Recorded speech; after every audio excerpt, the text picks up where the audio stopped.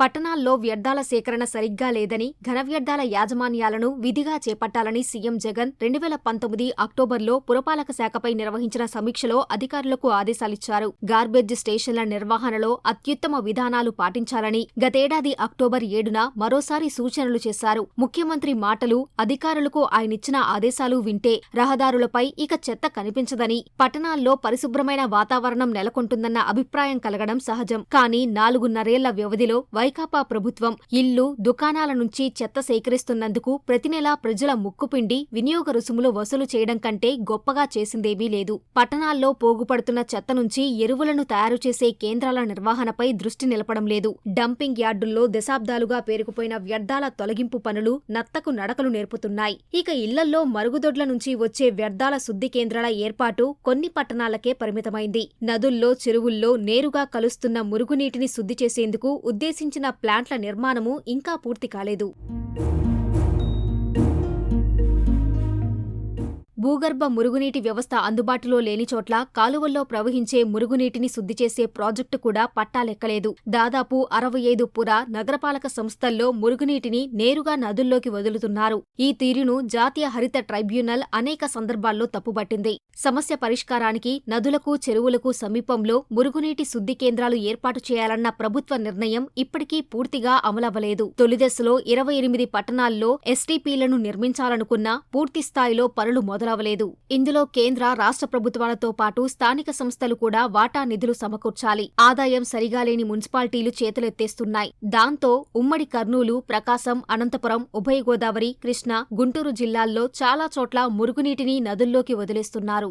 ఘన వ్యర్థ పదార్థాల నిర్వహణ అంటున్నారు. దీని మీద ప్రభుత్వానికి కానీ ఎటువంటి చిత్తశుద్ధి కనపట్ల. స్వచ్ఛ భారత్ అంటే, క్లీన్ ఏపీ అంటే చెత్త పన్ను వసూలు చేయటం అనుకుంటున్నారు.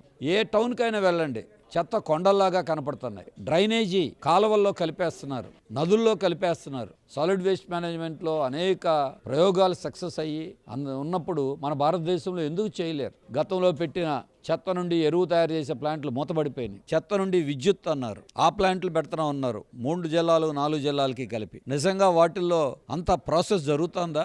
చెత్త కానీ, ఇతర డ్రైనేజీ కానీ, ఇతర మురుగునీరు కానీ, ఇతర రకాలైనటువంటి వ్యర్థాల మీద పెట్టిన ప్లాంట్లో మీరు ఎంత పర్సెంటేజ్ చేస్తున్నారు? లెక్కలకి వాస్తవాలకి ఏమాత్రం సంబంధం లేదు.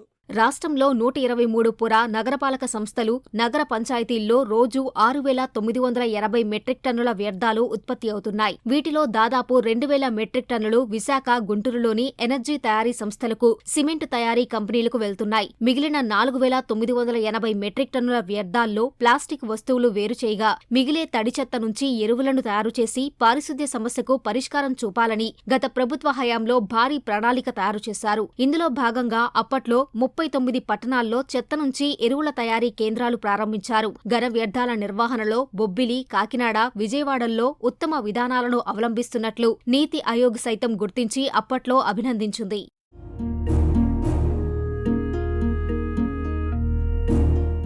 జగన్ ప్రభుత్వంలో గత 4.5 కొత్తగా మరో 14 చోట్ల మాత్రమే ఎరువుల తయారీ కేంద్రాలను ఏర్పాటు చేశారు. 70 పుర, నగరపాలక సంస్థల్లో ఘన వ్యర్థాల నిర్వహణకు కమిషనర్లకు ఆదేశాలిచ్చినా అమలవడం లేదు. రోజు వీధుల్లో చెత్తతో పాటు ఇళ్ల నుంచి సేకరించే వ్యర్థాలను దాదాపు 1,200 మెట్రిక్ టన్నుల వరకు నేరుగా యార్డులకు తరలిస్తున్నారు. యార్డులు లేని చోట్ల రోడ్లకు ఇరువైపులా పారవేస్తున్నారు. మార్కాపురం, ఎమ్మిగనూరు, మంగళగిరి, పాలకొండ, భీమవరం, సామర్లకోట, తుని, జంగారెడ్డిగూడెం, పెడన, తాడిగడప, పెనుకొండ, చింతలపూడి తదితర పట్టణాల్లో పారిశుద్ధ్య సమస్య తీవ్రంగా ఉంది. వీటిల్లోని తాత్కాలిక డంపింగ్ యార్డులు నిండిపోవడంతో వ్యర్థాలను రహదారులకు ఇరువైపులా చెరువుల్లో వేస్తున్నారు. పాలక వర్గాలకి చెత్త పన్ను వేసి ప్రజల నుంచి గోళ్లోడగొట్టి పన్ను రాబట్టం మీద ఉన్నటువంటి శ్రద్ధ ఘన వ్యర్థాల నిర్వహణ మీద లేకుండా పోయింది. ఘన వ్యర్థాలని సపరేట్ చేసి శాస్త్రీయ పద్ధతిలో దాన్ని ఉపయోగించుకోవటం ద్వారా ఆర్థిక పరంగా కూడా మున్సిపల్కి కొంత ఆదాయం రావడానికి అవకాశం ఉంది. బళ్ళ మీద చెత్త మీద కవర్ కప్పటం కానీ, జాగ్రత్తగా తీసుకెళ్లటం కానీ దాదాపుగా లోపభూయిష్టంగా ఉంది. ప్రభుత్వం ఈ ఘన వ్యర్థాలని నిర్వహించేటువంటి దానిలో ఏమాత్రం కూడా శ్రద్ధ పెట్టడం లేదు. తద్వారా ఎక్కడ చెత్త అక్కడే ఉంటుంది, ప్రజల అనారోగ్యం ఎక్కడికక్కడే పెరుగుతూ ఉంది. స్లమ్ ప్రాంతాల్లో ఇది మరింతగా పెరిగేటువంటి అవకాశం కనిపిస్తూ ఉంది.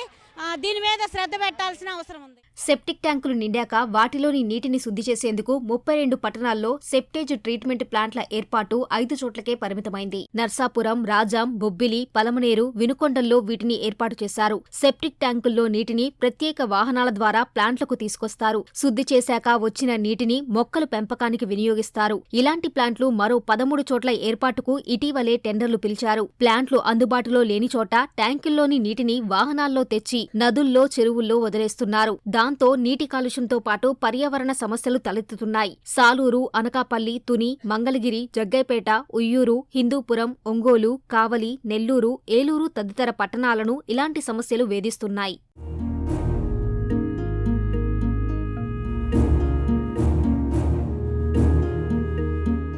లక్షకు మించి జనాభా కలిగిన నగరాలు, 50,000 నుంచి 1,00,000 వరకు జనాభా ఉన్న పట్టణాల్లోని డంపింగ్ యార్డుల్లో 3-4 దశాబ్దాలుగా పేరుకుపోయిన లక్షల మెట్రిక్ టన్నుల వ్యర్థాల కారణంగా పర్యావరణ సమస్యలు తలెత్తుతున్నాయి. వాటికి పరిష్కారం చూపే ప్రాజెక్టు పనులు నత్తనడకన సాగుతున్నాయి. పేరుకుపోయిన వ్యర్థాల నుంచి ప్లాస్టిక్ ను వేరు చేసి మిగతా వాటిని పిండిగా చేస్తారు. ఇలా ఖాళీ అయ్యే యార్డులను ఉద్యానవనాలుగా అభివృద్ధి చేయాలన్నది ప్రణాళిక.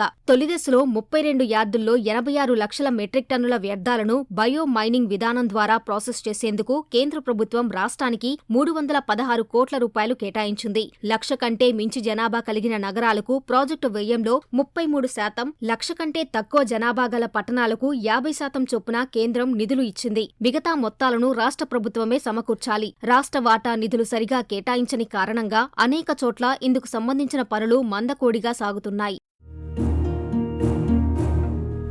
విజయవాడ, అనంతపురం, తిరుపతి, ధర్మవరం, పులివెందుల, నూజివీడు, యలమంచిలి, కొవ్వూరు, బద్వేల్, మైదుకూరు, రాయచోటి తదితర ప్రాంతాల్లోని యార్డుల్లో వ్యర్థాలకు పరిష్కారం చూపారు. మిగిలిన 21 చోట్ల పనులు నత్తనడకన సాగుతున్నాయి. ఇంకా 56,33,000 మెట్రిక్ టన్నుల వ్యర్థాలను ప్రాసెస్ చేయాల్సి ఉంది.